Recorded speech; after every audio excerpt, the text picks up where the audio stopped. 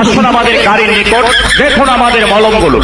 একটি পাগলা মলম আপনার হাতে দিয়ে চ্যালেঞ্জ করি, মাত্র 3 থেকে 4 দিন মলমের কৌটা দিয়ে ভালো করে চুলকাইয়া গরম পানিতে ধুয়ে মলমটা ব্যবহার করবেন। মাত্র 3 থেকে 4 দিন। বন্ধ হবে না।